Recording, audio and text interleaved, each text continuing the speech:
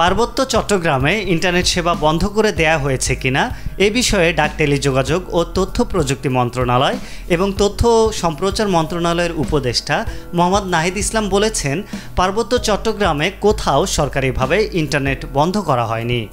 সেখানে বিচ্ছিন্নভাবে কয়েকটি জায়গায় সমস্যা হয়েছিল। আজ ২১ সেপ্টেম্বর সকালে ফেনীর ছাগলনাইয়ায় বন্যা দুর্গত এলাকা পরিদর্শনকালে সাংবাদিকদের এক প্রশ্নের জবাবে তিনি এসব কথা বলেন। নাহিদ ইসলাম বলেন, সাময়িকভাবে কিছু জায়গায় ইন্টারনেট বন্ধ ছিল, কিন্তু সেটিকে অতিরঞ্জিত করে বলা হচ্ছে ইন্টারনেট সেবা বন্ধ করে দেওয়া হয়েছে। এরকম কোনো নির্দেশনা দেওয়া হয়নি এবং এমন কোনো ঘটনাও ঘটেনি। পার্বত্য চট্টগ্রাম বা কোনো এলাকায় দীর্ঘ সময় ইন্টারনেট বন্ধ ছিল এমন প্রমাণও কেউ দেখাতে পারবে না।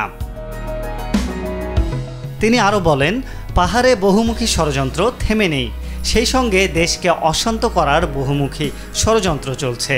রাষ্ট্র সর্বোচ্চ গুরুত্ব দিয়ে বিষয়টি দেখছে।